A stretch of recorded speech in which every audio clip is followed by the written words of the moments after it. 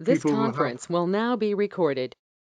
You can now start. So if everybody changes to who's talking, and then they can make the screen as big as possible.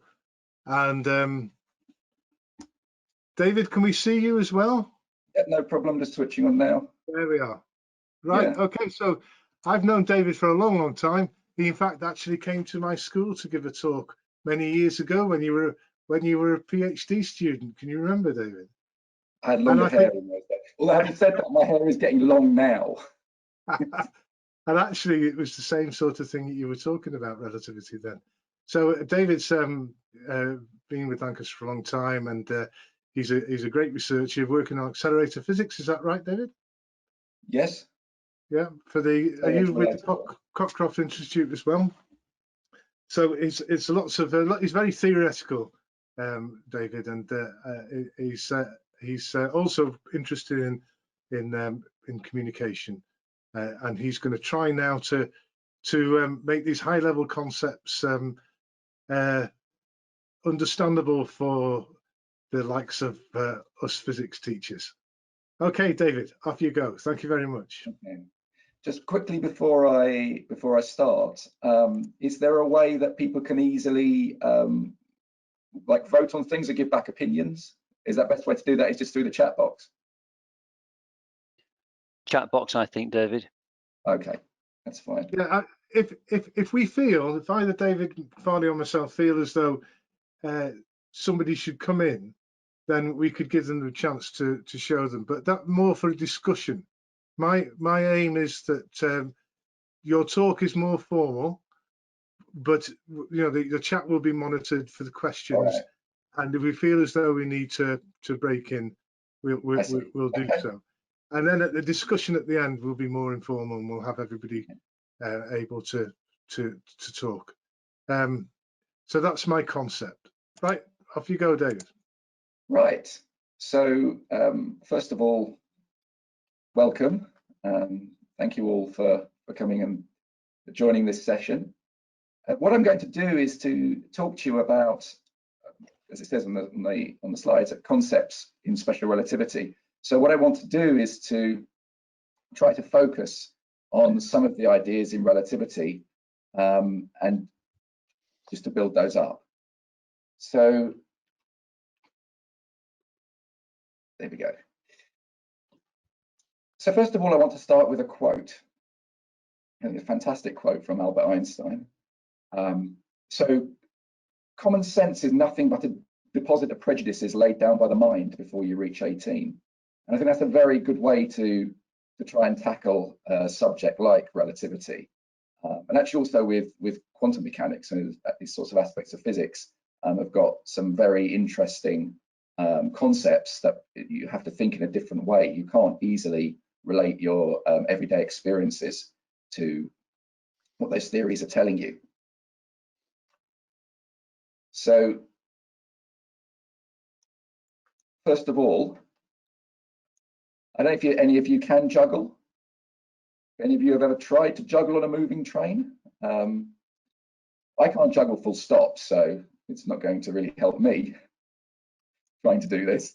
But obviously, the answer to this, it depends on what the train is doing, right? I mean, if the train is moving with a constant velocity, then in principle, you should be able to juggle on the train, and it shouldn't worry you the fact that the train is moving, and the fact that it's moving at constant velocity means that you shouldn't be able to distinguish between the experience of juggling just standing still or being in the moving train. Accelerating, that's a different story. So one of the postulates of special relativity, which actually goes back a very long way to Galilean physics. First postulate is that the laws of physics are the same in every inertial frame of reference. And this is attributed to Einstein because he formalized it, I should say. So what does this actually mean? It means that there are no experiments that you can perform that would tell you whether you were stationary or moving at a constant speed. It's related to what we were talking about before. All motion is relative, so nothing can be said to be truly stationary. So what do we mean, first of all, by an inertial frame of reference? So that's a frame of reference that's moving with constant velocity.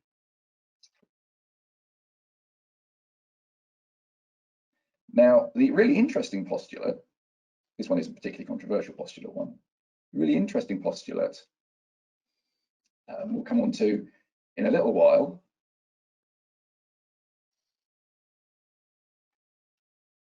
And it's related to the Michelson-Morley experiment that you will have the opportunity to look into a little bit more later on.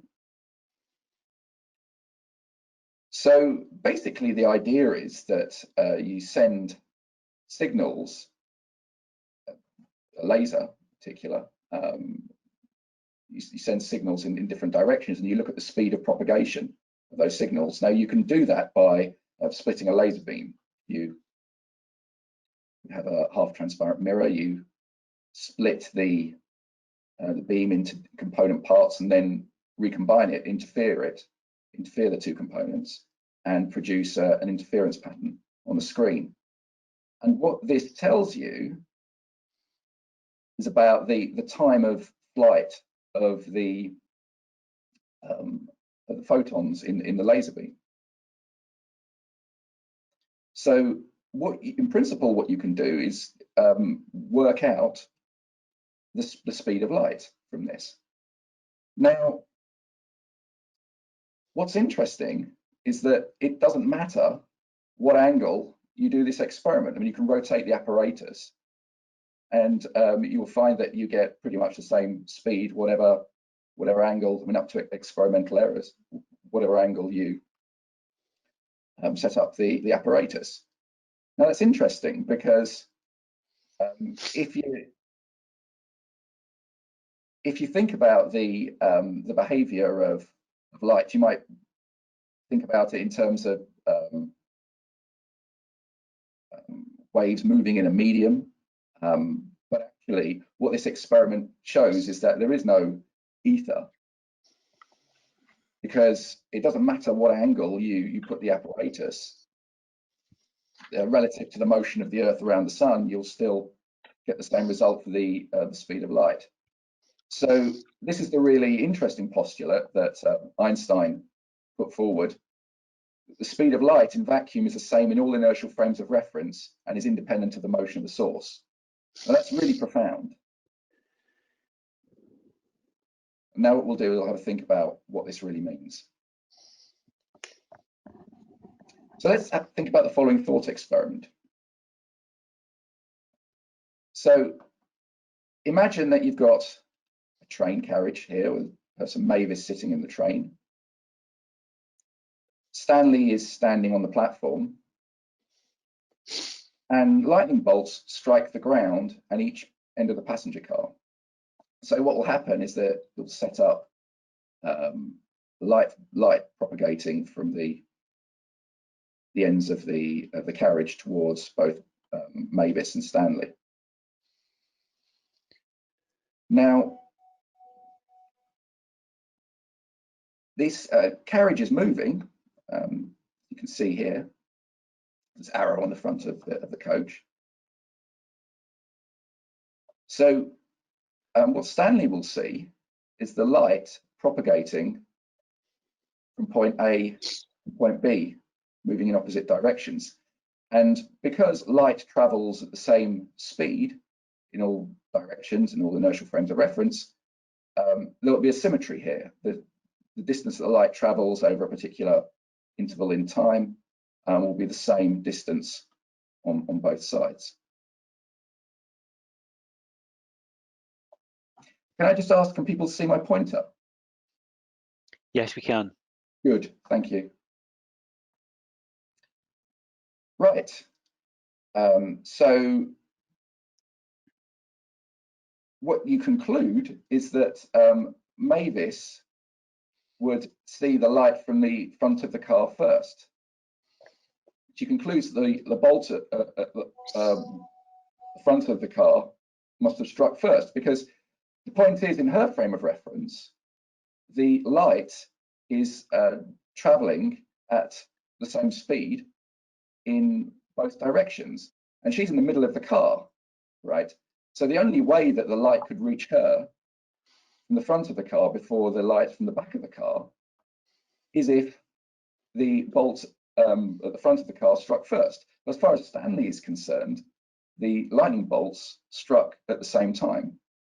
So there's something interesting here going on with simultaneity in relativity. So as soon as you accept that the speed of light is the same in all frames of reference, all inertial frames of reference, and independent of the motion of the source, you conclude that what one person thinks that two events are simultaneous, another person will not see them as simultaneous.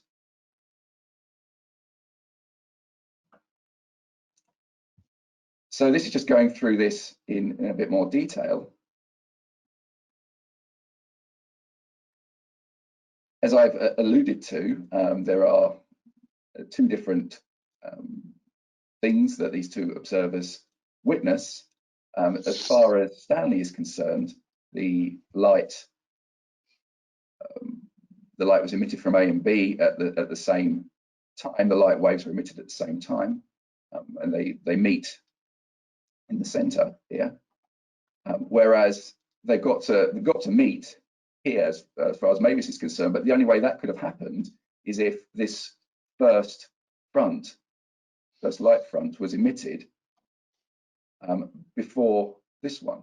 So the one that's going from the left to right must have been emitted before the one that's going from right to left, as far as Mavis is concerned. It's clearly a very different thing to what Stanley is seeing. So who is right? Is it Mavis or is it Stanley? Well, of course, both of them are correct. It all depends on who the observer is. So let's explore this in a little more detail and think about what it actually means. Let's suppose I have a source of photons here, light, and I send a photon up to a mirror. It's reflected and it comes back to the source.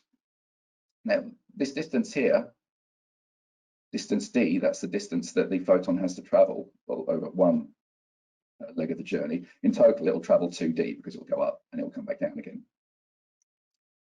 Now, this apparatus is next to Mavis on the moving train, and she measures the time lapse, the time it takes for the photon to go from the source to the mirror and back again. She measures that to be delta t 0, delta t. Now let's think about what Stanley sees. Now the coach is moving at speed u. So what Stanley will see is the photon be emitted, they'll go up to the mirror and then get reflected back down again.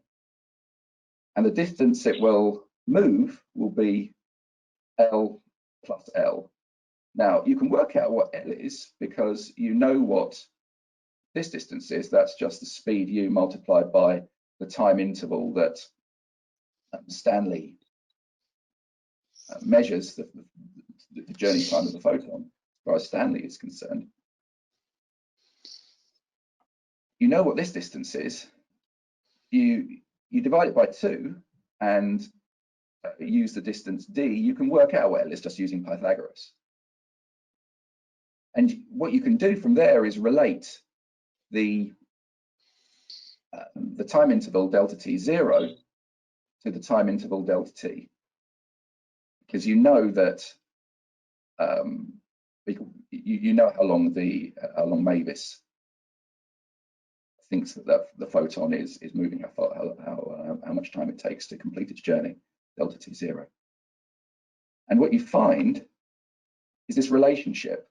So that delta t I showed you previously here, which is the time that Stanley measures, that's related to the time interval that Mavis measures in this particular way, where gamma is this quantity here. So it's 1 divided by the square root 1 minus u squared over c squared. Now, the reason you've got this square root and u squared structure in here is because of Pythagoras. Because here you've got a right angled triangle if you drop a perpendicular down here. So it's, if you work through the mathematics in a couple of lines, you see this result. What's interesting about this is that you can see that delta t is larger than delta t0. And the closer that you get to the speed of light, the larger delta t becomes for a given delta t0. So this gamma factor gets larger and larger as u tends to c, the speed of light.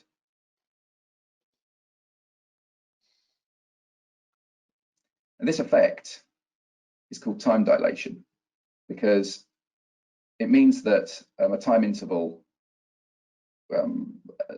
between two events, as according to one observer, is different to the time interval between those two events according to a second observer. So the events in this case will be the time, or the events when the photon is emitted, and the event when it returns back as it reaches the source. Now, there's a very nice example of time dilation that comes from the decay of muons in the atmosphere. Now, muons are basically heavy electrons. So, well, where do they come from in this scenario? Well, we have cosmic rays, which are particles from outer space that interact with the upper atmosphere in the Earth, produce a cascade of particles, but then eventually you end up with muons, which radioactively decay. Now, we know from laboratory experiments that the lifetime of muons is approximately 2.2 microseconds. Now, if you take the speed of light, you know that that is 3 times 10 to the 8 meters per second. In other words, 300 million meters per second. And you take 2.2 microseconds, you discover that there is absolutely no way that the muons could reach the Earth in the numbers that they do, because they would have radioactively decayed and you'd have other products. So basically, there are too many muons reaching the Earth's surface if you just use standard Newtonian physics. But of course, that's not what's going on here. We've got time dilation, as we were discussing before. So the lifetime of the muons in their rest frame, the rest frame of the muons themselves, that is what it is in the lab, right? But the point is, because the muons are moving, their decay rate is lower. I mean, the time that they take to decay is longer. And it's all to do with this relationship. Now, there's a related effect that takes a little bit more thinking, but it's straightforward to derive. So let's consider a ruler that's put on these chairs that are near Mavis. The ruler's got length L0, and what we'll do is fire a photon along the ruler and bounce it off the mirror, reflect it back to the source. So there's a direct relationship between the time the photon takes to go from the source to the mirror and back again, the length of the ruler, L0, and the speed of light. Obviously, it's just the speed of light is L0 divided by the time that it takes for the photon to go from the source to the mirror. Now you can repeat this calculation from the perspective of Stanley. Now, this is a bit more subtle because clearly something interesting is going to happen, because as far as Stanley is concerned, that photon is still moving at the same speed. That's 3 times 10 to the 8 meters per second, at the same speed that Mavis measures a photon to be moving. And that happens even though the train is moving. So there's some immediate differences between these scenarios. There's no reason why this L here, this distance, will be the same as this L0. You have to work it out. So what you do is consider the distance that the photon moves, and then you've got a little extra distance here that the mirror has moved. So L plus U times delta T1, that's the total distance between the source and the mirror when the photon hits the mirror. And then it's reflected back. And then in that case, you can work out that the distance that the photon travels on the return journey is L minus U multiplied by what I'll call delta T2. So there's another time difference there. Now those time lags are related to the time that the photon is taking in the backwards and forwards parts of the journey. If you look at the total time, so delta T1 plus delta T2, and then use the fact that delta T is the total time going backwards and forwards throughout the entire journey, you can relate that to the total time going from the source to the mirror and back again in Mavis's frame, because you've got this result. So you have delta T1 plus delta T2 is delta T. And with a bit of algebra, what you conclude is this result down here. So L is the length that Stanley perceives the ruler to be, and L0 is the length that Mavis perceives the ruler to be. And you notice this gamma factor has appeared again. So that's this factor here.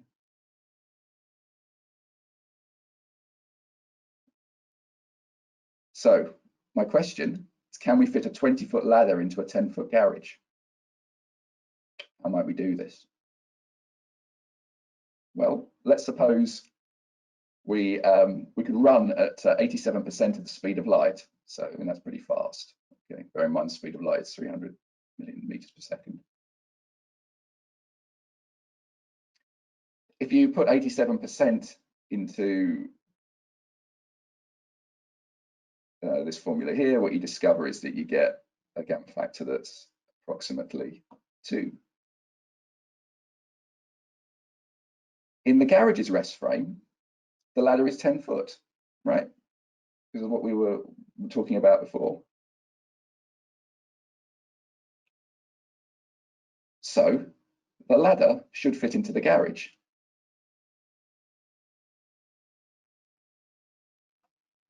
However, remember that there's no difference between the physics in different inertial frames of reference. The ladder is moving at a constant velocity. So from the ladder's perspective, the garage must be 10 foot, must be 5 foot. It starts out at 10 feet when it's at rest, but because of the length contraction, the garage must be shorter, and it must be 5 foot. So the question is, does the ladder fit into the garage? Let's leave you a few seconds to ponder over that.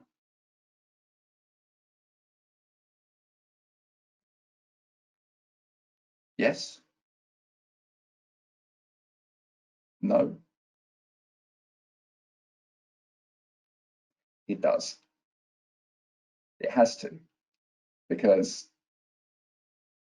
it fits in this with respect to this frame of reference. Therefore, it must fit with respect to this frame, with respect to the moving reference of the ladder. So either way round, the ladder has to fit. The point is that the front of the ladder and the back of the ladder can't communicate quickly enough for the ladder not to compress, right? If you think about it, because signals coming from the front of the ladder to the back of the ladder take an amount of time, right?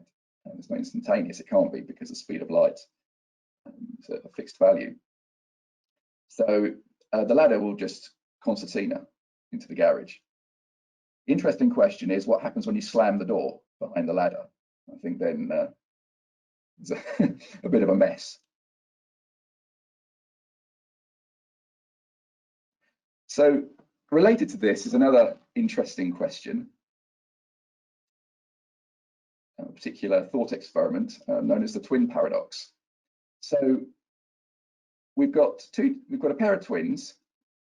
One of them gets into a rocket and flies at close to the speed of light to a nearby star, turns around and flies back to Earth. Now, the twin that's left on Earth,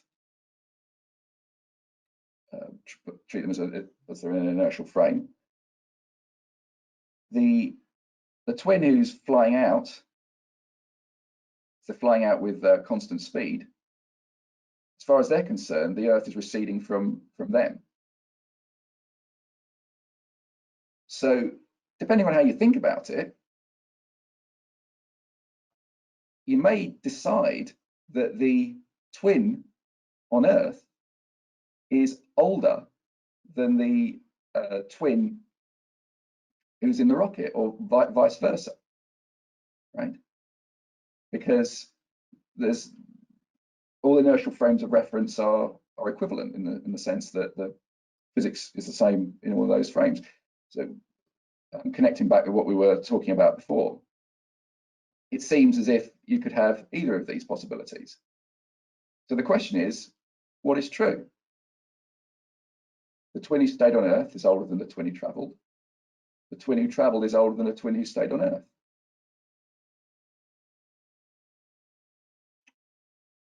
One of those has got to be true, okay?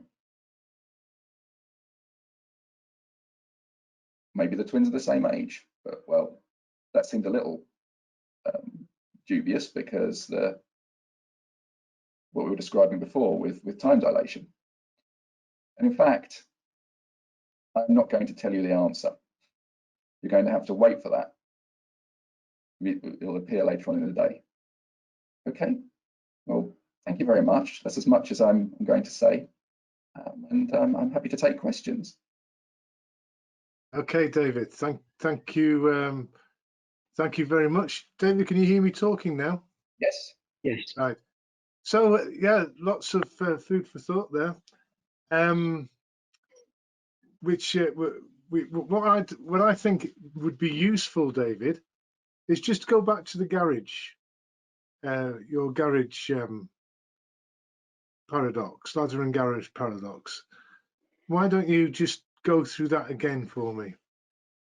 Okay. Please, if you don't mind.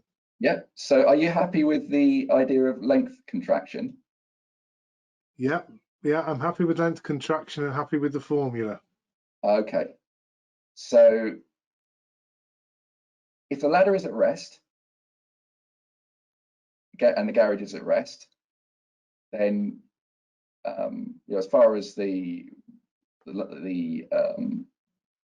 garage or anyone standing at rest in the garage is concerned, that ladder is 10 foot long. Now, when the ladder's moving because of length contraction, the ladder will appear to be shorter to anyone who's standing still in the garage. Yeah. So that ladder must fit in the garage, even though the garage is only 10 foot. It must do. Yeah, I go for that, yes. But if you now think about the same problem from the perspective of the ladder, that garage is moving towards the ladder. Yeah. The garage, when it's at rest, is 10 foot. The moving garage, 5 foot, as far as the ladder is concerned. So the ladder does not fit into the garage in that sense. Except it does. It has to, because it does in this scenario. Yeah. And the reason it does is because the signals from the front of the ladder they don't propagate instantaneously along the ladder, right? The point is you can compress that ladder because the atoms at the front of the ladder sorry, the atoms at the back of the ladder don't realise that the atoms at the front of the ladder have actually reached the back of the garage. Yeah, yeah. The ladder will concertina. Right. I think there's another way I've seen this is a train going into a tunnel, and the light. There's a switch at the front of the train, a switch at the back of the train. The train fits exactly inside the tunnel when it's at rest. Mm. So when the front of the train comes out of the tunnel, light goes on, and when the rear of the train comes through the front of the tunnel, the light comes on. So if you're an observer looking at the train, both the lights come on at the same time. If you're in the train, then the first light comes on. You see the first light coming on, and then followed by the second light coming on, which means you think the train is shorter than the tunnel. So that's kind of like what's happening here. Is that the same thing? Because if you're in the ladder, then you think the ladder's shorter than the garage. Is that the kind of same sort of logic there, David? It's exactly the same thing. I mean, it's all based on the same principles. Yeah. Yeah, because I mean, okay, so there's a when you think about these problems, and these are highly simplified scenarios. So what you really to really look at these things carefully, you have to do relativistic ray tracing and think about the light that's being emitted from different parts of an object, and then yeah, you get all sorts of other effects as well. But that's the whole thing is a lot more complicated than I'm alluding to here. This is the basic idea. Yeah, let's not complicate things. Thank you, David. I'm going to ask David Farley. There's been some questions in there, David. Do you want to summarize the questions? Yeah, well, there's a little discussion going on here about the sort of correct terminology and whether, in fact, we can, in a casual way, use words such as stretched and squashed instead of contraction and dilation, or is that going too far?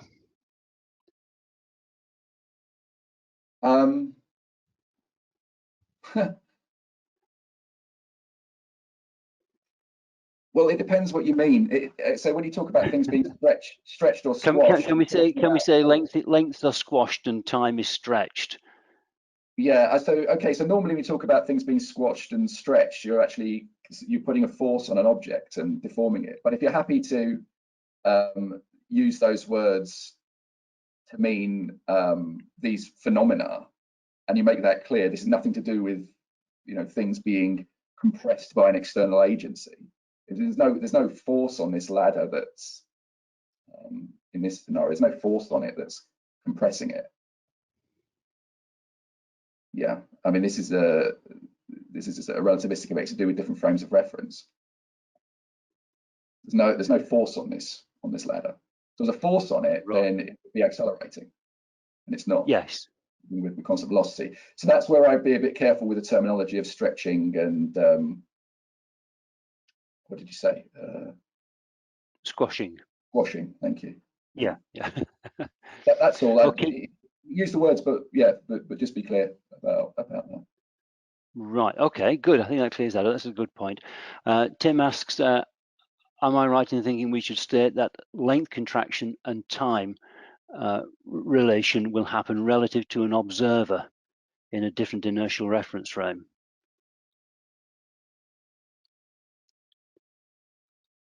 Sorry, can you say that again? Am I right in thinking we should state that length contraction and time dilation will happen relative to an observer in a different inertial reference frame? Yeah, it's related to the observer. Yes, absolutely. I mean, I always think that whenever I've sort of been teaching this, one of the difficult things to get over with the students is that these effects are real and not apparent. Yeah. So in the twin paradox, the twin on the fast space journey comes back to Earth and is younger. It's not an apparent thing, is it? And I've always found that difficult. If students when they read this for the first time, I find automatically go to the idea that it's a perceived change, and then they get really frustrated when you say no, it is actually a real change. One twin really will be old and grey, and the other one won't. The really interesting question with that paradox is to ask why it is that the twin who flew off to the star and came back is the one who's younger. Yes, that's very subtle. That's very subtle. You can only the best way to understand that is to look at things from a space-time perspective. I think Jonathan is planning to do something later on. Yes, just an interesting point here from Brett, because it's always important to relate physics to the real world, and he's just pointing out here that things like sat navs do have to take into account time dilation in order to get the accuracy right. And there, I can't think of very many everyday examples that you can quote to students where this actually has to be taken into consideration, but that is a good one. Yeah, so in terms of applications, technology, the most prominent one, you say, is a GPS system, but that's more complicated because there you've also got gravitational time dilation. So there's effects due to the Earth's gravitational field that are in that. It's not just so there's general relativity in there as well. Yes, there's all sorts of different effects in there. Okay. Yeah, Kenneth is just putting up an interesting resource as well from the Perimeter Institute on relativity about GPS systems. We are going to make the chat log available, aren't we, Phil, at the end of all of this?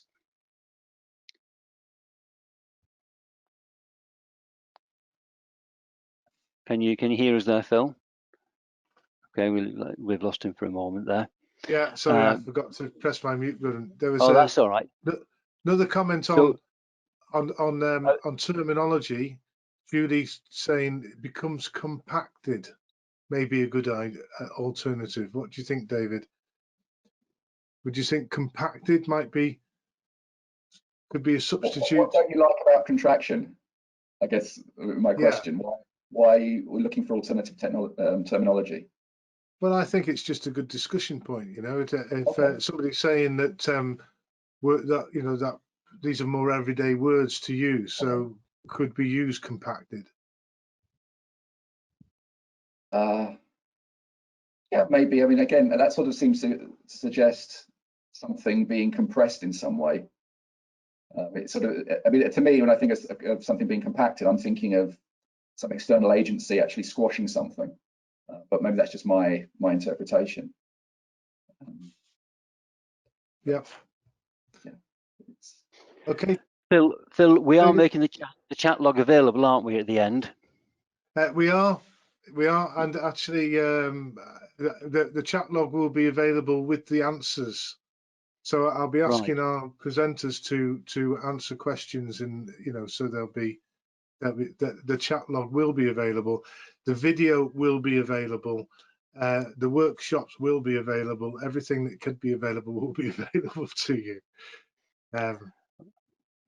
Okay, that's great. So references coming up in the chat log, people will be able to get those. They don't need to scribble them down. Exactly. Yes. Yeah. What can I say to David? Can you we were going, you were explaining the muons, right? So you explained it in a way that the muons lifetime is extended. So the muon gets to the ground because its lifetime is extended, right? As but if far you're as an observer on the rest of the Earth is concerned, yes. Yeah. So what happens to the observer?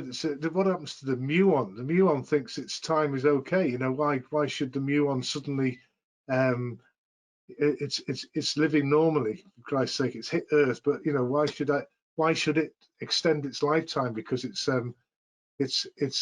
coming through the Earth's atmosphere? So what does the muon experience? Well, you can look at it in different ways. I mean, you could one way is to think about the distance that the muon perceives that it's traveling. I mean, this distance, so it's the mountain here at 2,000 meters. I mean, the muon doesn't perceive this distance to be anything like this distance. That's the point. And if you work out the lifetime of the muon, I think it was roughly 2.2 microseconds. You multiply that by 300 million meters per second, you end up with I think it's 660 meters. Trying to do that in my head. Yeah. Now that's clearly a lot longer than sorry, a lot shorter than this distance. This distance is a lot longer than 660 meters. However, I mean, the muon has to perceive that distance as something like 660, just because it's even shorter. I mean, because the fact is that the muons get to the Earth's surface in much greater numbers. I mean, that's an experimental fact. Yeah. So what I'm trying to get at is that so if you're the Earth observer, you see the effect of time dilation, but if you're the muon observer, you're seeing the effect of length contraction. Mm-hmm. And that's those two things are going hand in hand depending on the observer. Mm-hmm. Yeah, it's all dependent on who's observing the phenomena. I mean, really, the most let's say the clearest way to think about all of these things is to use space-time diagrams, because then you can see what's going on. I mean, the advantage of the kind of approach that I followed here is that you can easily connect it with ways of calculating things that that you're used to. When you start thinking in terms of space-time diagrams, there's a like conceptual leap that you have to make, and there's additional machinery that you have to learn about. Yeah. But actually, to try and tackle these things, to try and explain these effects, it's a lot easier once you've got that additional toolkit in your belt. Yeah. Okay. Mike. David, have you got anything else that you can? David Farley, is there any other points in the chat? Not questions. I think people are beginning to sort of share ideas amongst themselves. Yeah, no, I think that's it. Well, I'm going to ask now, before we, I'm going to ask people to turn their cameras on, and let's see if you have an open chat here. Let's see if we can create an atmosphere where we've got a room full of people. I don't know if see if we can have a sort of general chat about what David's been talking about, and before we go for our coffee break. So Kenneth, you've been making lots of comments in the. You seem to be well and truly on the road to understanding all this stuff. What's your big role in this in you? Well, funnily enough, I actually gave a student talk on this yesterday. So as part of kind of Futures Week at our school and preparing kids for like UCAS and all that next year in Year 12, I'd give a session on something that was outside the course that maybe they wouldn't study, that was a bit new. So I mentioned in the chat there, so I actually came across the Perimeter Institute resources from these IOP online sessions, and I went on Perimeter Institute, downloaded absolutely everything. It'd probably take me the entire summer holidays to go through it. There's so much of it there. But they had a great set of resources on GPS and relativity, and the fact that special relativity would mean that time would be delayed coming from the special relativity would mean that the signals would arrive earlier from satellites in orbit because they move in so fast. But general relativity means they would arrive later, and you kind of have to add those two effects. Another one I've referenced inside there is the book What If by Randall Munro, and he has a thing in that as well. It's a slight reference on someone asked what would happen if the Earth started expanding, but its density didn't change. And had after only 1 day, the slight difference in gravity from the Earth, which would be like 1,000%, would, because of general relativity, would throw out the entire timing of GPS, and satellites would just stop working. Yeah. So it's maybe a good application, because GPS is so important for our school kids now, for everybody really.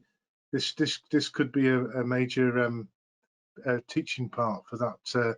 And at the end, I mean, I'm looking for ideas for homework questions. Maybe we could build one round the role of time dilation in GPS. Anyone else got anything else to say about general about teaching relativity, about what David said? About what... I was going to say, here's an example of the light clock on the train I saw demonstrated with a darkened room, a chair on wheels with a guy being pushed backwards and forwards and holding a torch and moving it up and down. So he can see the torch going up and down like that. And if you get the people moving fast enough, it's dark enough they can see a sort of angle. Oh yeah.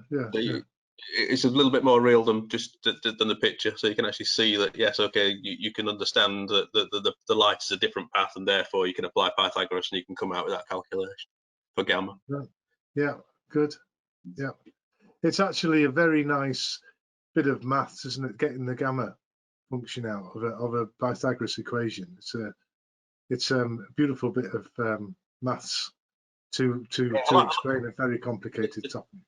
The chart as well I thought was really good, because I mean we normally say, oh, it doesn't have any effect until you're going almost the speed of light, but actually you can see there when you get over half the speed of light and things start happening that are going to be very significant. Yeah. You go with that speed thing in that chart. So like the GPS satellite, the relative velocity of that to the surface of the Earth is actually only around 3,500 to 4,000 meters per second. And even at that, which is, let's be honest, in terms of space, that's a small speed. You get massive relativistic effects. And then, of course, in the field of astronomy, it becomes so much more complicated, because then you have to start talking about measuring like orbits of comets and things like that. And as they accelerate going towards the sun, the time perception is different. So what speed are they actually going at? How far away from the sun are they actually going? I personally don't know the answers to those questions, but the debates going with kids, well, it just spirals on and on and on, and it really kind of excites people's imagination. Yeah, great. Is there anybody who would like to anybody there who's new to these concepts, like to make a input into the discussion on any of that David's talk that they found completely inaccessible, or bits that were more accessible than others?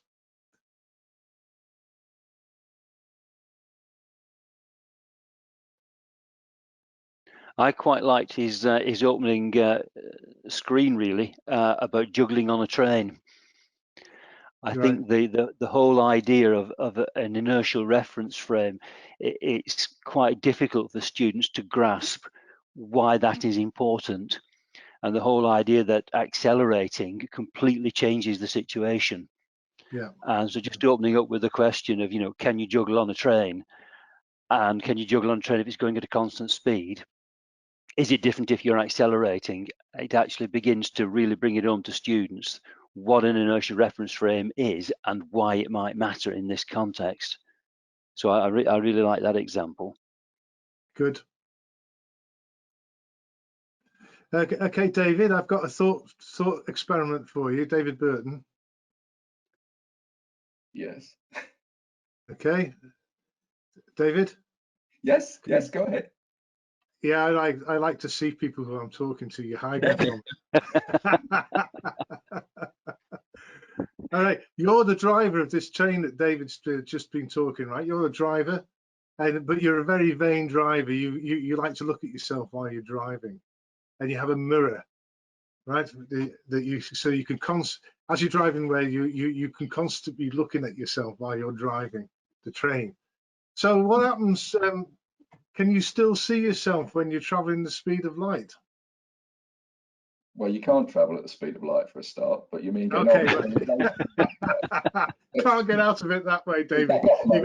You're approaching the speed of light. Yeah. Okay. So look, so you've got your mirror. The mirror is in the cabin. Yes. Right? You're not looking outside. Well, You're talking about okay. the light that you've got coming from your light bulb in the cabin. No, the mirror's traveling along with you. You're traveling along with the mirror. If you're approaching the speed of light, your photons from you will never get to the mirror, surely. Well, but wait a minute. It's a frame of reference, right? Who's the frame of reference are you talking about here? Is it the driver or is it the person who's at rest outside the train? I think what he's getting at is if you are traveling, well, not at the speed of light, but if you're traveling fast enough, then it's basically the exact same thing in relativity. The classic example, you know, if you have people on either end of a rocket that's accelerating and you fire a photon and you see that time contraction, so you might eventually see a reflection of yourself, but it'll be frequency shifted. So hypothetically, you might see the mirror, but you'll be blue shifted. But David, there was a key word that you used in your description there. You used the word acceleration. That isn't the scenario Phil is talking about. No. I agree with you, Kenneth. For that particular scenario, it's because there's acceleration involved. But what Phil is talking about is, as far as I understand, you want constant speed. Constant speed, but we're getting right up close to the speed of light. Well, it doesn't matter because as long as the light is being emitted from within the cabin, you know, that's the light that's being reflected from the mirror that the driver is seeing. There's no problem. There's no problem. The issue arises if he looks out the window, right? You think about the light that's being emitted from the signals or whatever stuff is outside, and then that will certainly be Doppler shifted. Right. Okay. I think I've got a few things in my conceptual understanding of this. I've got to get my head around. So that's a good, maybe a good place for us to have a break. Unless there's anything, David, is anything else in the chat? Let me see. I was getting engrossed in the discussion there. Brett says, I saw a demo of a light clock on a train using a torch, a chair. Do you want to tell us about that, Brett? Is it? We did that. You've just done it. You must have got. Oh, sorry. Yes, that's right. Yes. Yeah. So that's it then, I think. Yep. Graham, did you want to come in with something? I was just going to say, talking about trains, Phil. I think they wanted to lock me up last time I was on a Merseyrail train because there was a layer of the double glazing had leaked, and there was a layer of water between the two panes of glass. And I was just fascinated in videoing it because when the train was stopped at the station and when the train was moving at constant velocity along the rails, the level of water was perfectly flat between the two panes. But when it was decelerating or accelerating, it built up at one side of the pane and at the other side of the pane. And I thought it was a brilliant idea, brilliant demonstration of inertial frames. Acceleration. Perfect. Yeah, brilliant. Okay, everybody. Well, let's take a 15-minute break. We're going to come back with a demonstration of an interferometer. That's one of the most important instruments that we use in physics. Very, very sensitive instrument. So there's a demonstration of an interferometer. And then David Farley is going to give us some more chat about Mitchell-Morley experiment. And then Andy Blake, Dr. Blake, is going to talk about the muon experiment. We can talk about muons. Andy's going to actually show us that what David Burton's been talking about actually happens.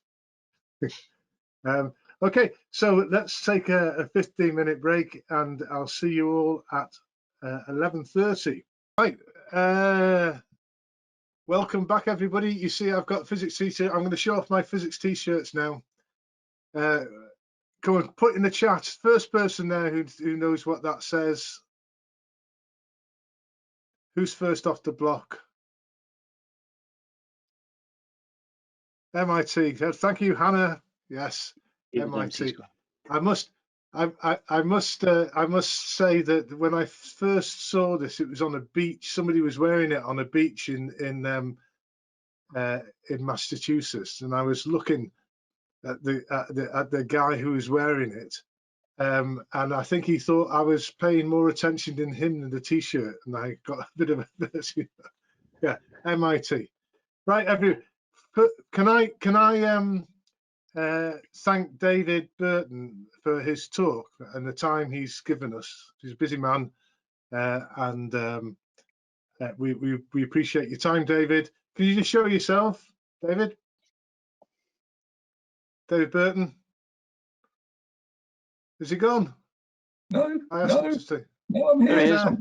I'm here. He's there. Okay. What's going on? Right, everybody. There we go. You've got to unmute and then you can share your webcam. You have to do it that way around. Yeah. Now, what I wanted to do, everybody, is I want you to unmute yourselves and give David a clap for his talk. Okay, unmute, and then I'll give you a clap.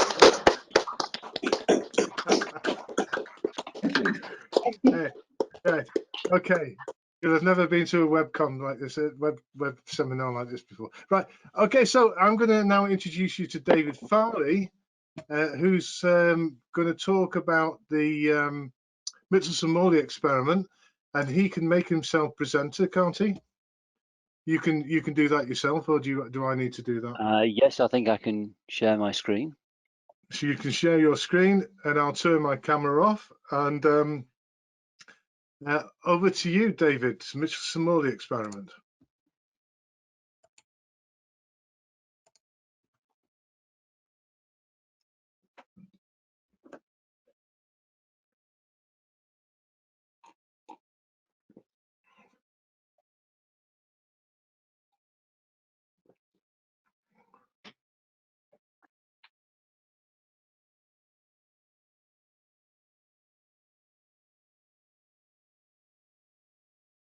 Okay, good morning, everybody. I've just got a very short slot. We've got an interesting exercise coming up for you that Phil is going to take you through, actually using an interferometer. So this was just a quick introduction to interferometers, although David in his last talk did touch on it a little bit. And also to show how this links in with the theme of the day via the Michelson-Morley experiment.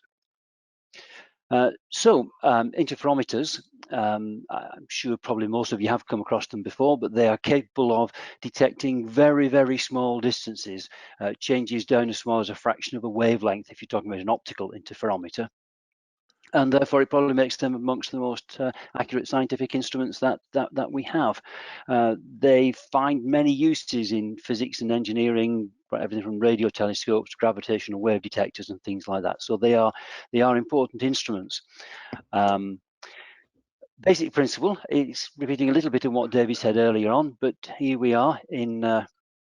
The main idea is to take a laser beam, if we're talking about an optical interferometer, and split the beam in half. Let me see if I just get myself a pointer here.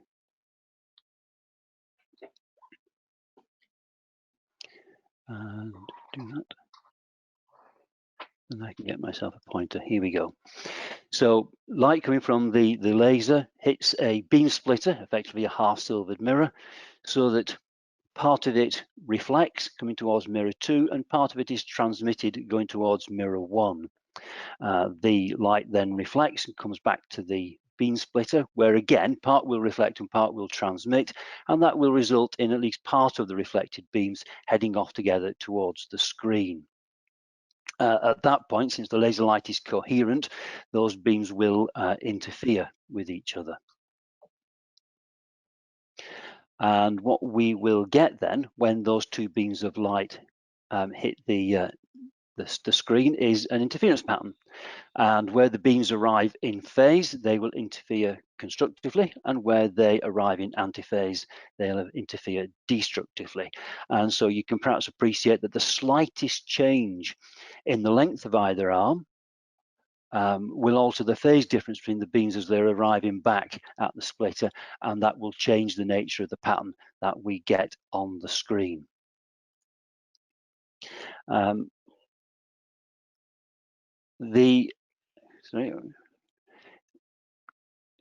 we go. I suppose the interesting thing here is to sort of ask what are the number of ways in which the arms of the interferometer could change. What could possibly change the number of wavelengths that are fitting along each arm?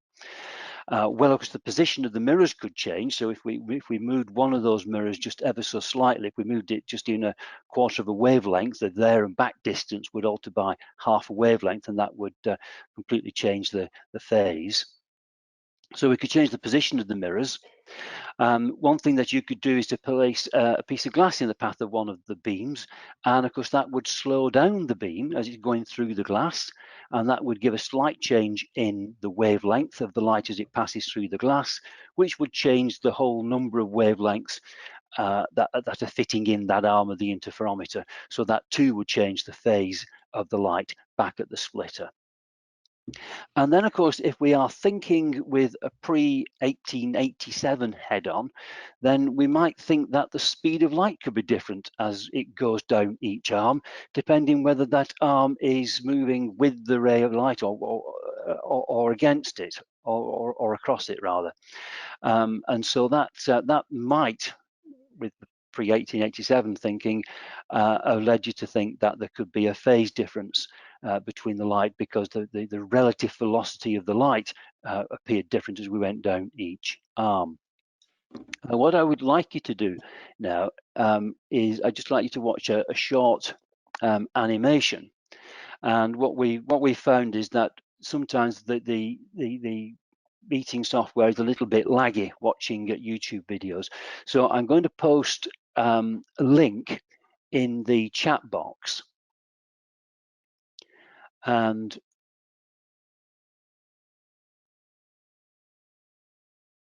ask you if you will click on the link and go to the YouTube site yourself, if you like, watch the video, and then when the video is over, close your YouTube down and come back to the meeting.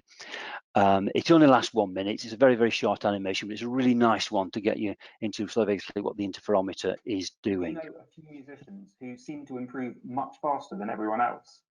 You might be wondering whether yes, you may need to just mute your microphones, then we don't pick up the sound of everyone's YouTube. When you're doing that, just notice how the slight change in the length of either arm changes the phase of the beams. And I'll leave you now to have a look at that.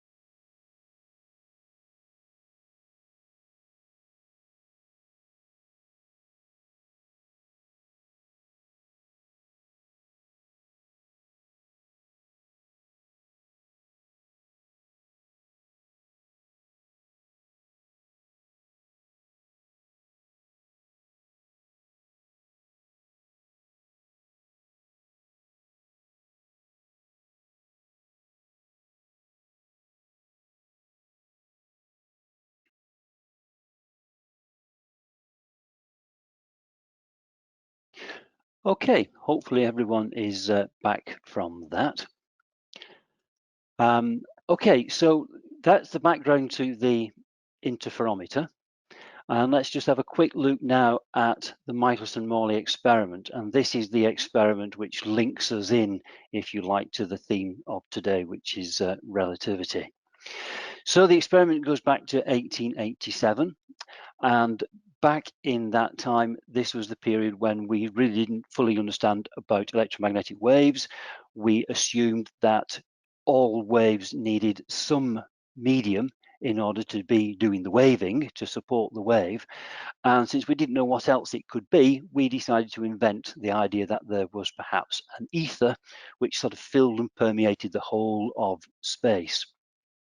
And all was well then, because we could simply say it was the ether that was actually supporting the light wave. And the Michelson-Morley experiment was designed to actually detect the speed of the Earth as it sort of went through the ether. And the idea was to use an interferometer, the arms of which were either parallel to the motion of the Earth or at 90 degrees to it, and to detect a difference in the speed of light between one arm and the other, and through those calculations get a measure of the relative speed of the Earth through the ether. So they would measure this, and then they would rotate the whole of the apparatus through 90 degrees. So the arm that had been parallel to the movement of the Earth would now be at 90 degrees to it, and compare the differences between those two situations. Now, this experiment is probably famous for having the most significant null effect of any physics experiment ever, because there was no variation in the fringes detected, no matter how they rotated the interferometer around.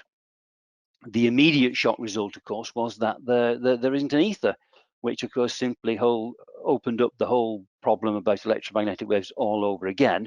We have to wait a few years for Maxwell to come along and sort that out for us. But it actually leads on to other things as well, because not only was there no ether, but of course we now know from relativity that that experiment was never going to work, because we don't have such a thing as absolute rest, absolute velocities, and the fact that the speed of light is constant for all observers. So there was no way that Michelson-Morley were going to detect differences in the speed of light down either end of the interferometer, simply because of what we now know from relativity. And I think there is a nice quote from Einstein paying tribute to the fine work that Michelson and Morley were actually doing, where he sort of suggests that it was that null result that actually sort of really get us thinking about the nature of things and probably speeded up the ideas of relativity, because it channeled our thinking in that way. So I think Phil is now going to take you through an experiment with an interferometer. So I hope the animations you just seen helped you sort of figure out just what's going on there. The interferometer will look very much like the diagram that I had on earlier on, but Phil's is going to be a microwave interferometer rather than light. So that rather than actually having a screen to look at, there will be a sort of microwave horn as the detector of the microwave signal, with a voltmeter giving the reading of the signal strength. So there we go, that's me done, and I think I can now hand back to you, Phil. Okay, thank you very much, David, for your great little summary there of the Michelson-Morley experiment. You called it Michelson, I called it Michelson. How about that? Let me share my screen now, and I'm going to. Okay, so this is a piece of kit that actually the university has on offer to schools to loan, and on the website you have some instructions. So this is me setting up the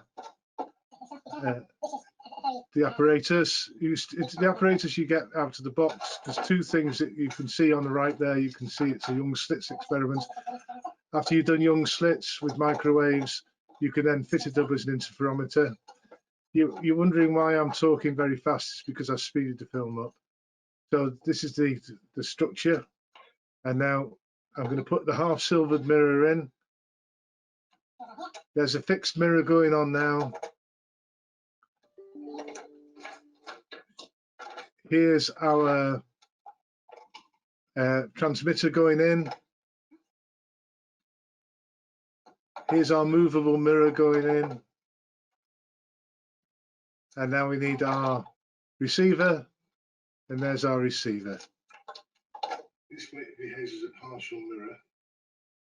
So the microwaves come through here. Some of them get reflected against this, and some of them go straight through to here, the receiver. Some of them go straight through, get reflected from that fixed mirror, and go into the receiver. If I change this here, then I'm changing the path length.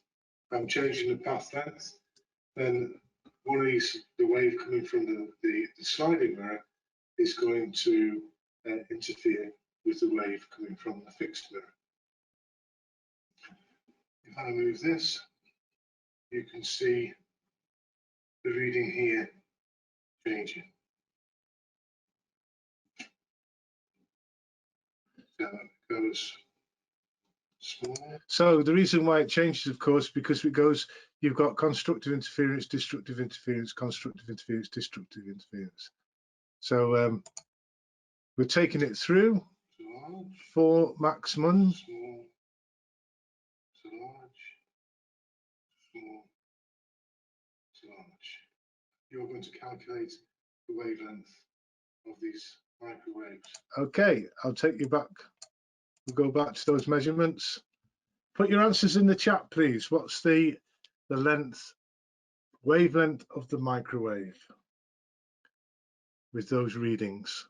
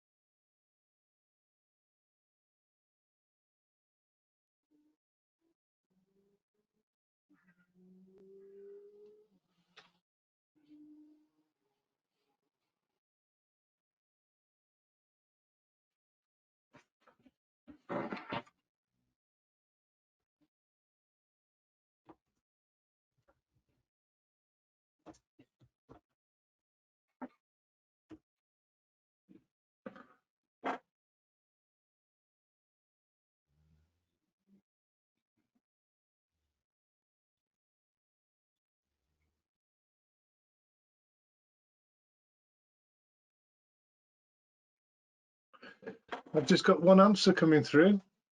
Does that mean only one person's doing this? Or is everybody agreeing with Kenneth?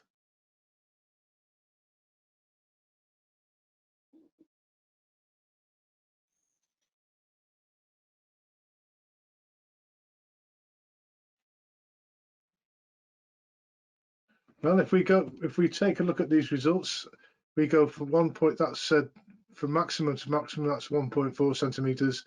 From maximum to maximum, that's another 1.4 centimeters. From maximum to maximum, that's another 1.4 centimeters. So we take it that the going from like crest to crest to crest, that's one wavelength. So it's 2.8. As somebody says in the chat, they agree. Microwaves. So what does that make the wavelength of these microwaves? And there it is, 2.8. All right. So there's the microwave interferometer that are available from Lancaster University for schools. And I'm going to now make Andy the presenter. And he's going to do a time dilation experiment with you on muons.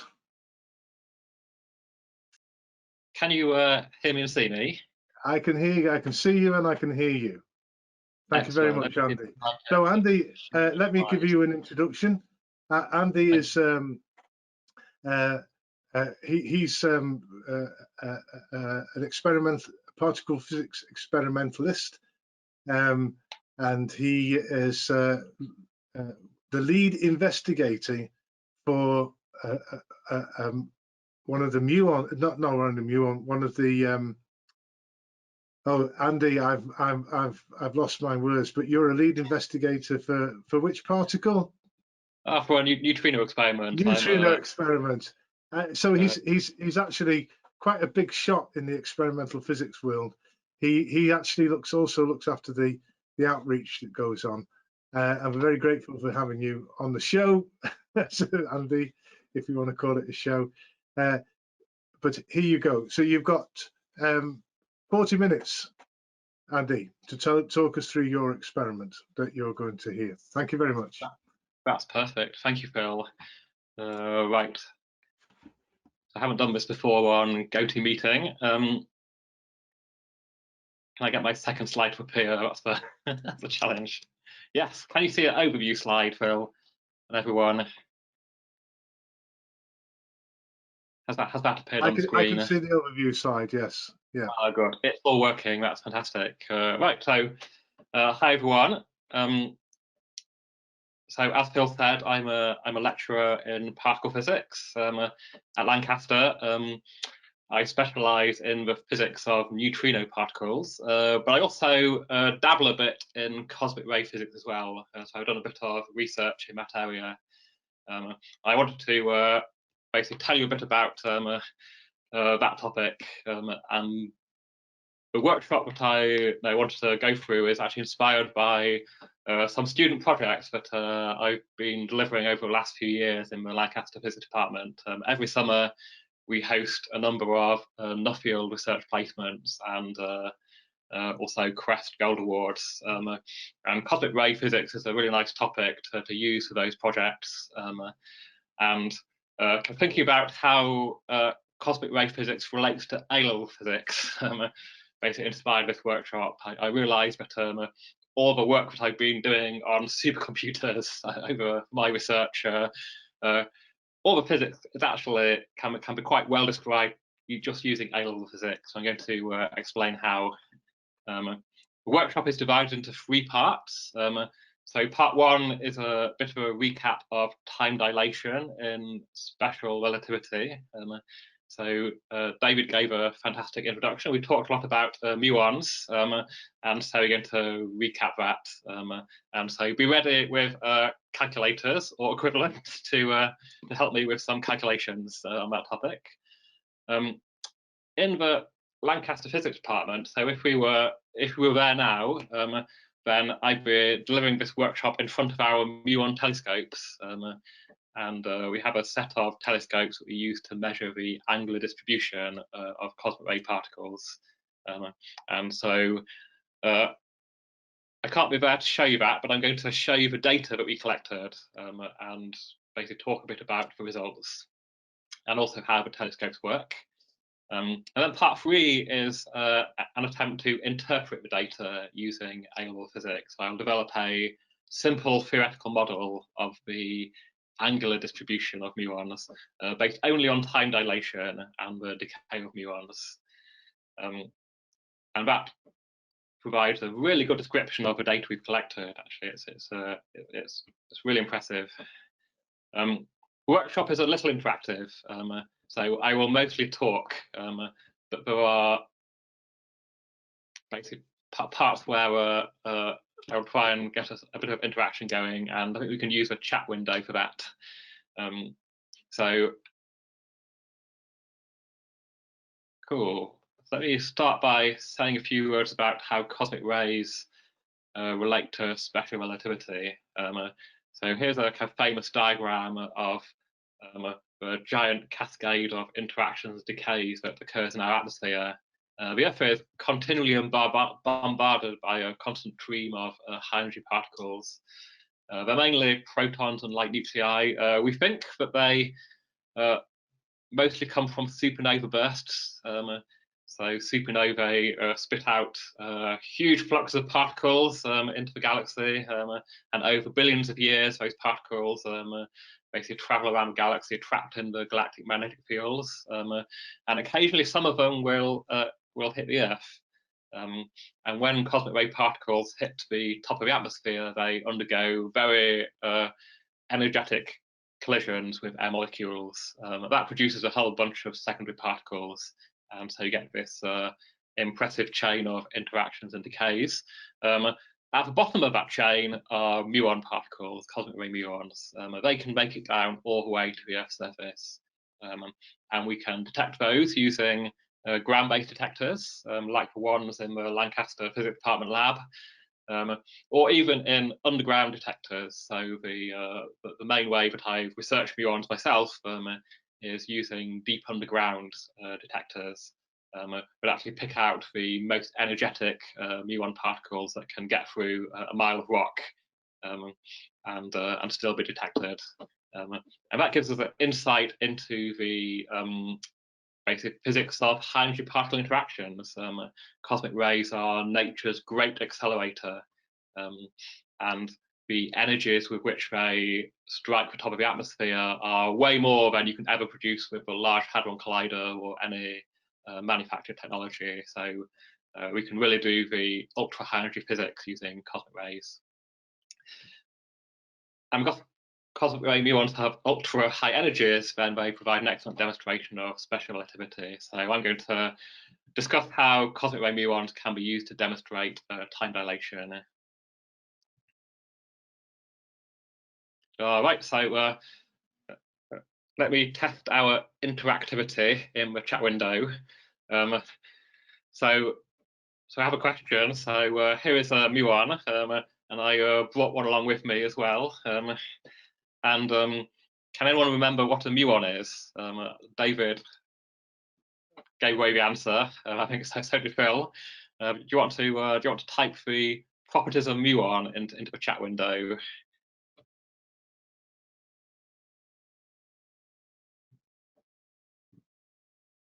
Brilliant. I see the phrase heavy electron appearing, which is basically the correct answer. And elementary particle, fantastic. Lepton, that's a great technical term. I have the entire standard model 1 meter to my right to keep me company through the lockdown. Right, so here are my thoughts. So indeed, muons we believe are fundamental particles. So they're fermions or leptons. They behave like heavy electrons, and so they have electric charge. They interact through the electromagnetic interaction, and they also interact through the weak force as well. So muons, unlike electrons, are unstable particles. So muons will decay, and they decay through the weak force into lighter particles, electron and neutrinos, after a very short time of the order of microseconds. Right, so let's think about the average lifetime of a muon. And so muons are produced at the top of the atmosphere, and as observers, we measure them in the lab on the Earth. And the average lifetime that we measure from the Earth depends on the velocity of the muon. So here is my stationary muon. And so a muon that is produced at rest and decays at rest will have a lifetime of 2.2 microseconds. And actually, a decay at rest is the shortest lifetime that can be measured. So we call that the proper time. But of course, muons certainly aren't at rest. They go extremely quickly. So now here is my ultra relativistic muon traveling at high velocity. And the average lifetime that we measure is time dilated. And so we take the proper time and we multiply by the gamma factor. And here is the expression for the average lifetime that we'd measure. So it's the proper time, 2.2 microseconds, divided by square root of 1 minus v squared on c squared. So we can put that into practice. So we can think of the length that muons would travel before they decayed. So they're produced high up in the atmosphere, they travel down through the atmosphere, and at some point they decay. And the distance they travel before they decay is just their velocity multiplied by the time. And the time undergoes time dilation. So you can take the expression from the previous slide, just multiply by velocity, and you get the expression for length on the slide here. And so the T0 is the muon lifetime at rest, and also in that expression is the speed of light. And the only other parameter is the velocity. So the faster the muons travel, the more time will be dilated, and the greater chance of them arriving on the Earth's surface. Right, so my question is, how fast do muons actually have to be traveling? If they start at a typical altitude of 15 kilometers, which is the mean altitude at which they get produced, how fast do they actually need to go in order to reach the Earth's surface before they decay? And so I have a little table that I've created, and I did some number crunching this morning to fill in the numbers, but I would appreciate some help in filling out the table. So let me go through the first two rows of this table. So imagine that muons were produced at rest. They have no velocity, so they would travel no distance before they from being produced to decaying. So by traveling no distance, they would definitely not make the 15 kilometers from the top of the atmosphere to the Earth's surface, so they're not going to hit the ground. We can imagine making the muons go a bit faster. So second row of my table is muons going at 90% of the speed of light, 0.9 c. And this morning I plugged the numbers into that formula, and I got 1,363 meters. That's still way short of 15 kilometers you need to make it down to the Earth's surface. So going 90% of the speed of light is not enough for muons to reach the ground. So the answer is no. Right, so there are three more rows in this table with 0.99 c, 0.999 c, and 0.9999 c. And I wondered if you could give me a hand at working out the distance muons would travel before they decay with those three velocities. And on the next slide, I have what I think the answers are, and which of those velocities will produce more than 15 kilometers to reach the Earth's surface. So if you want to pick one of these rows and type a number into the chat window, then you can see if my answers are correct. Okay, thanks, Andy. We're on it. Fantastic. I got some answers for 0.99 of the speed of light. That's great. And I agree with those numbers actually. For 4,600, 0.999 c, 14,000 kilometers. That's 14,000 meters. Sorry. Cool. And yeah, I think that answer is right too. That's the number I get, 14,700 and a bit. And what about 0.9999 c? Fantastic.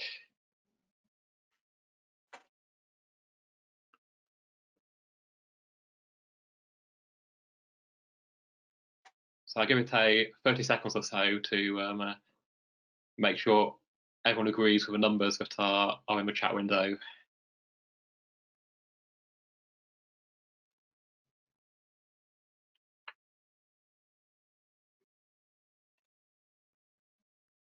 Of course, the answers depend on exactly what you take for the speed of light and exactly what you take for muon lifetime.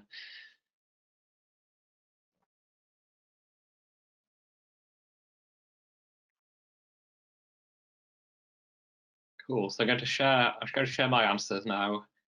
So this is what I think. So if you go 99% of the speed of light, then you get a third of the way for a lifetime that's proper time, 2.2 microseconds. so that doesn't get close. If you're 99.9% of the speed of light, then you just about make it. So you're short by 250 meters for a lifetime of 2.2 microseconds. So almost. So only when you get beyond 99.9% of the speed of light that you can make it down to the Earth's surface. And so the very fact that cosmic rays are observed in the lab on the Earth's surface implies that they experience relativity and are highly relativistic. So even before the data I'm going to show you, time dilation is clearly in operation. And I should say at this point, while I remember, but of course, every muon will live for a different time. So it's only the average lifetime, which is 2.2 microseconds. And then you get a complete distribution of lifetimes. Cool, so that is the end of part one. So let me go on to part two, which is talking about the muon telescopes that we have in the lab that we can use to detect cosmic ray muons and discover a bit more about the relativistic effects. So in Lancaster, we have a nuclear and particle physics teaching laboratory. And in that lab, there are 3 sets of cosmic ray telescopes. So here is a picture of one of them. And we can use those to detect cosmic rays and to measure their angular distribution. So in the background, you can see a big rack of very old electronics that we use to detect and shape the signals that are coming from a detector and to count the muons that we measure. The detector itself uses scintillator technology. So scintillator is a material that, as the name suggests, scintillates. Let me actually grab some scintillator from. I happen to have some on my desk. Here is a bit of scintillator, and it's basically glorified polystyrene, but it contains special ring-shaped molecules. And those molecules, when they're excited by the passage of charged particles, they de-excite and emit light. It's principally ultraviolet light. So actually, this scintillator comes with a little green fiber. This is so-called wavelength shifting fiber that converts the UV light into the visible spectrum.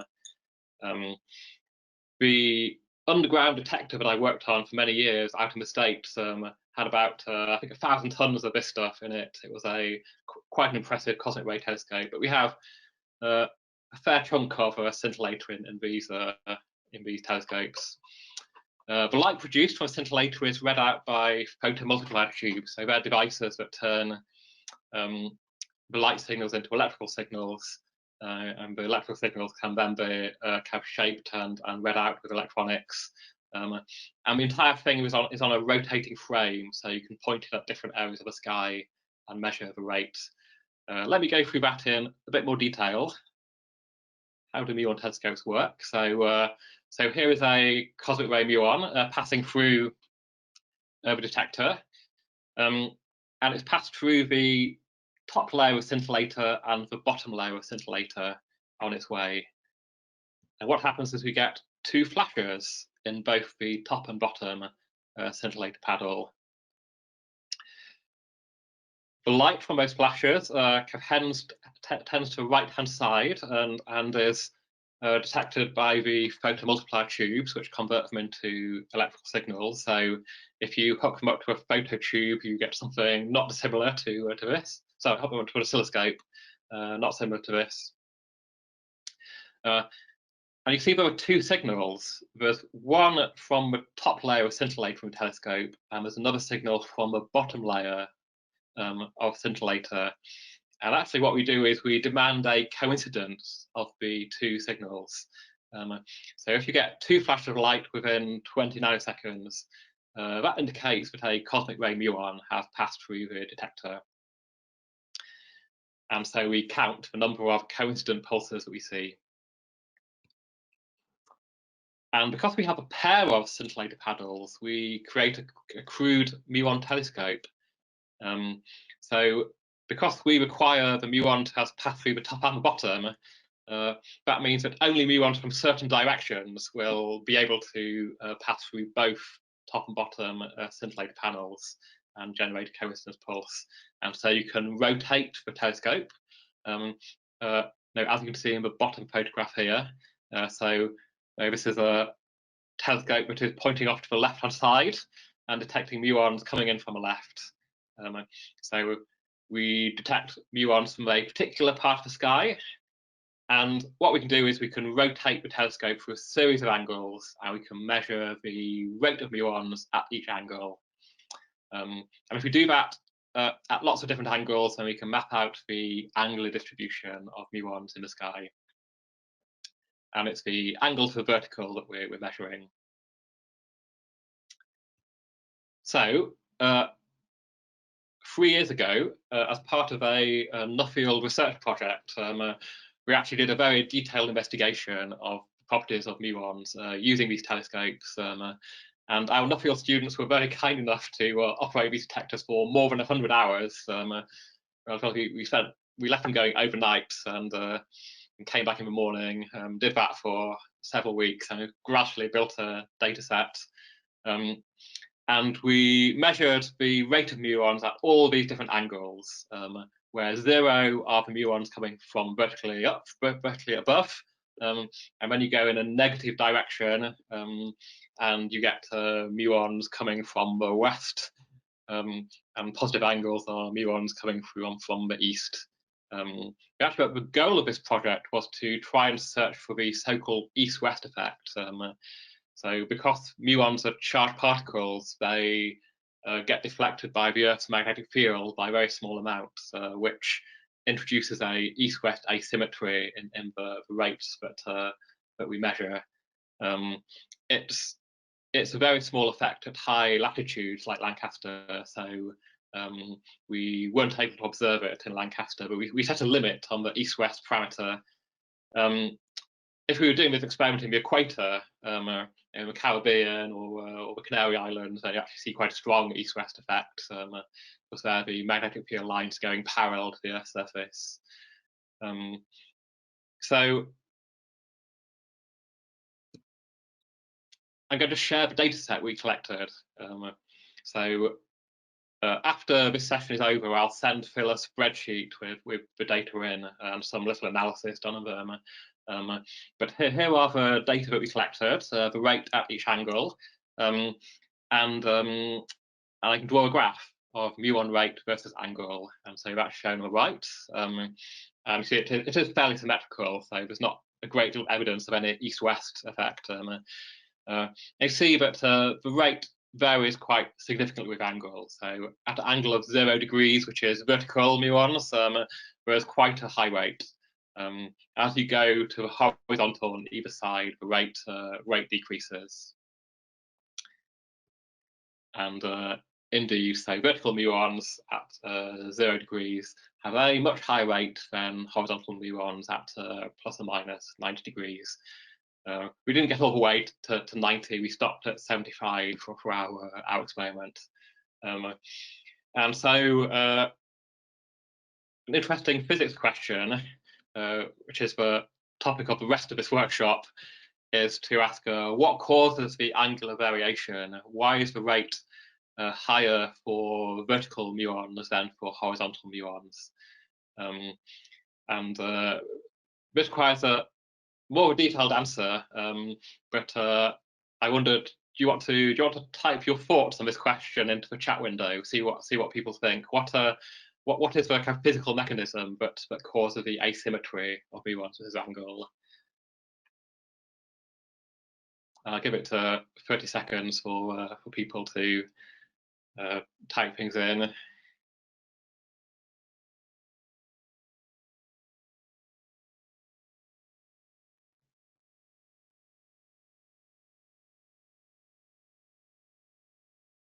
Excellent. So for some good answers there.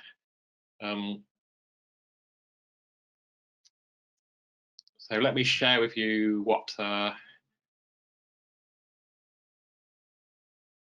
reckon the answer is to this question. I think it's that if you have to travel horizontally, then that's a much greater distance from the production point. So muons arriving vertically travels 15 kilometers.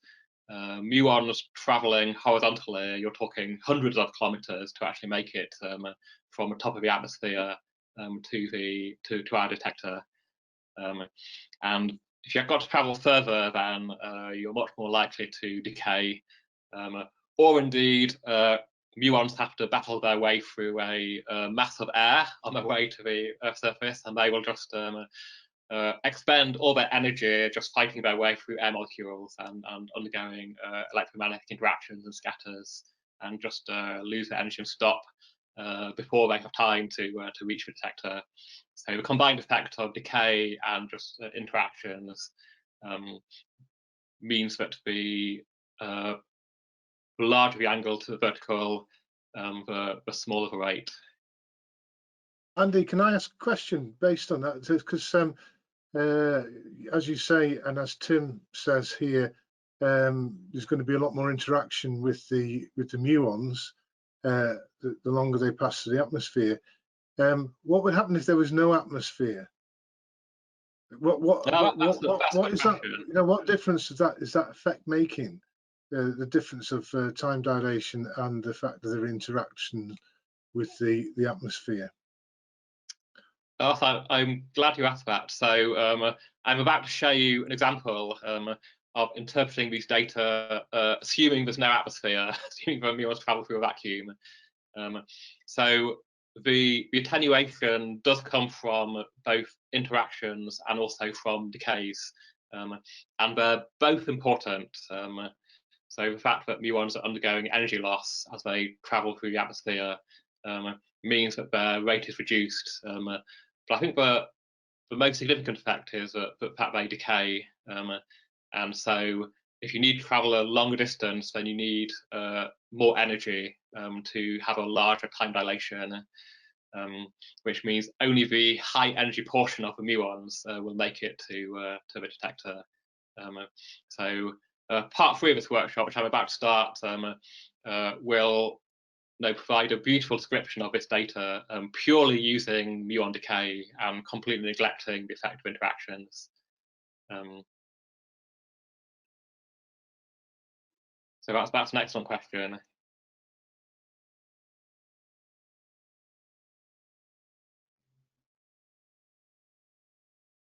All right, so I'm going to talk about how we can interpret the data. And to do this, I'm going to go a little bit off what textbooks on cosmic rays and would say. If you read any literature on cosmic ray physics, then you see that the angle distribution is described by this empirical cos squared theta formula, but has its origins very deep in the kind of physics of interactions and decays.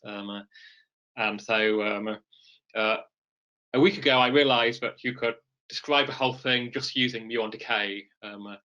And actually, that model is an even better fit than the empirical model that you found in time-finding textbooks. So I'm going to go through how kind of A-level physics of decays of particles can be used to describe the data I just showed you.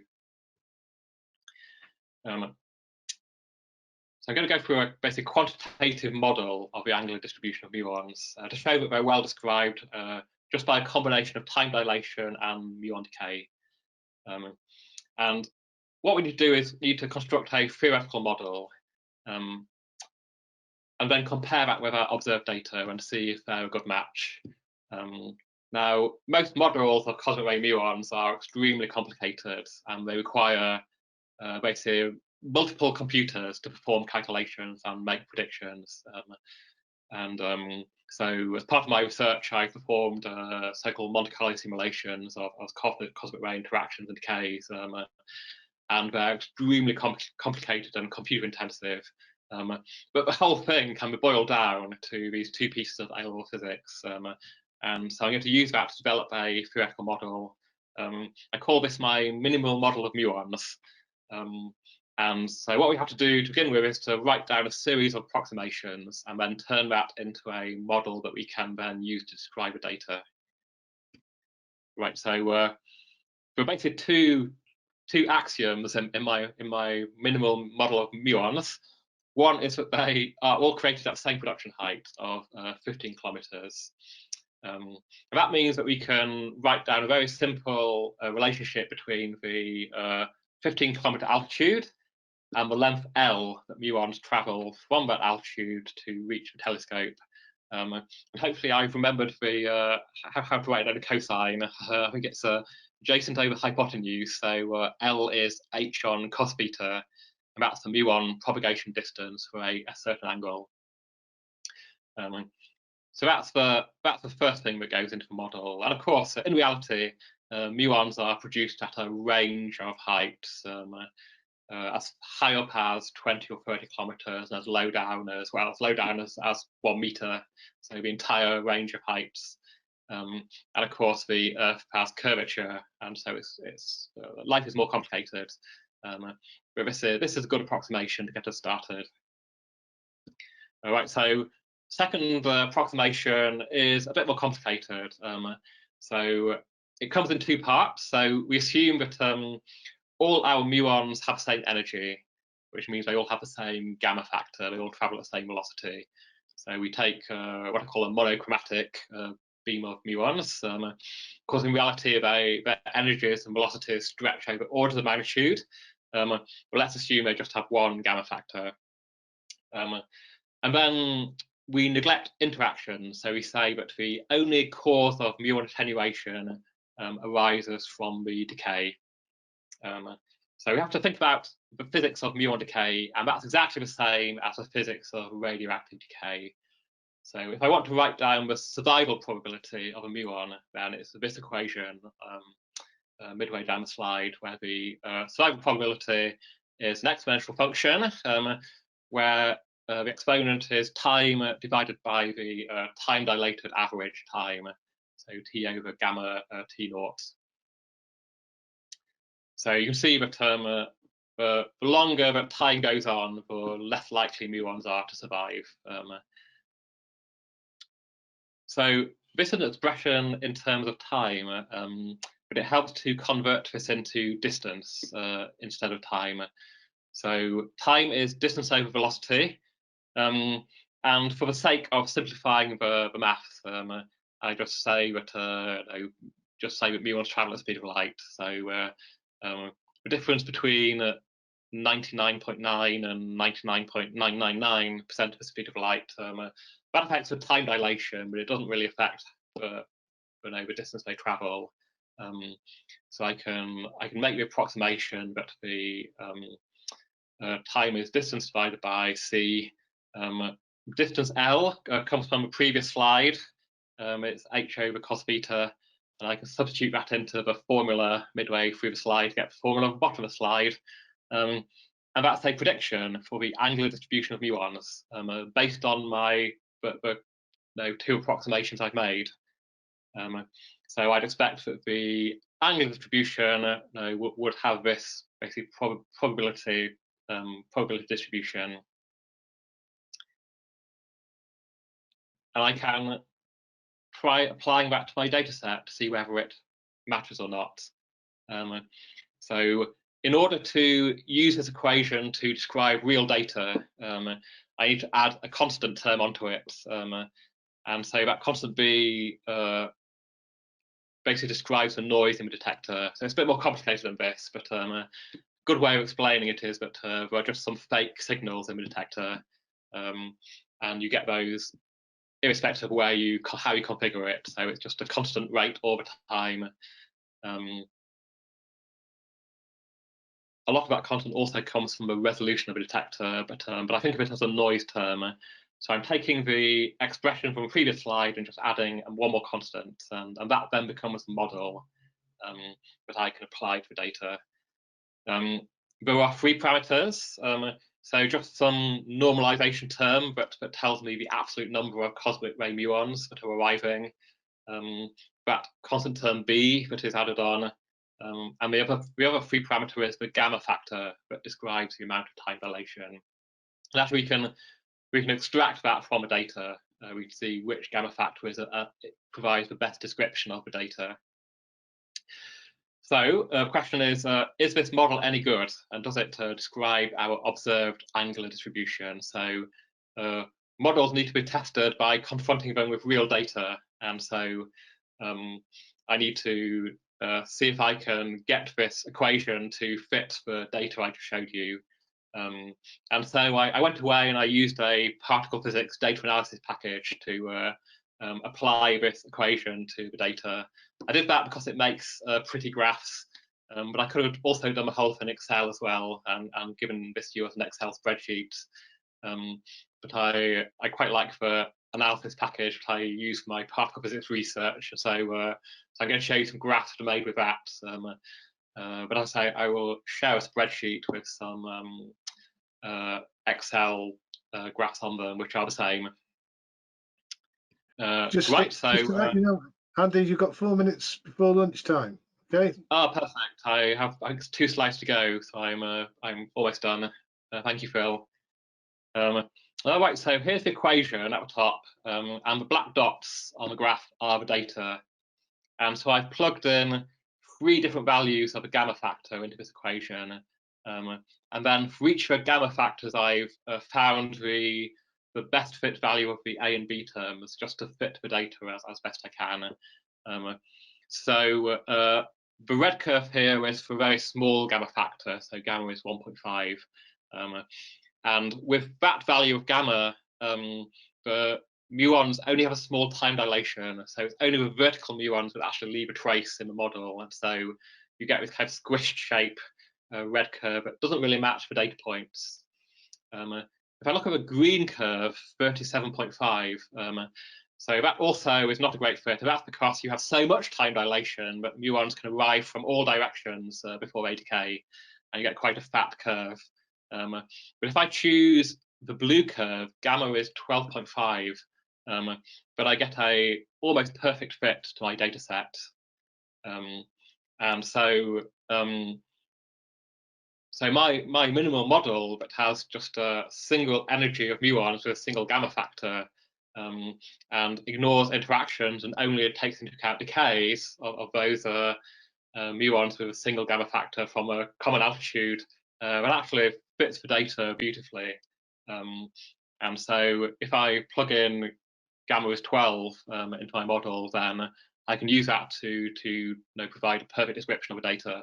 Actually, if I run the more complicated version through multiple computers, then you get a range of values of gamma that range from about 10 to 50. And so 12.5 is actually in the right range.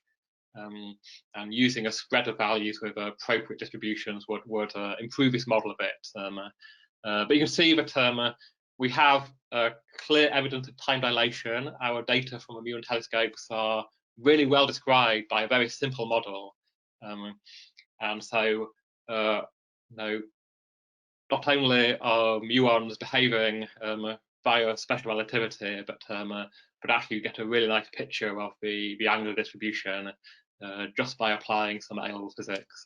So when I realised that about a week ago, I thought that was really nice, and so I wanted to present that today. Actually, I think I will stop there and say thank you very much for listening.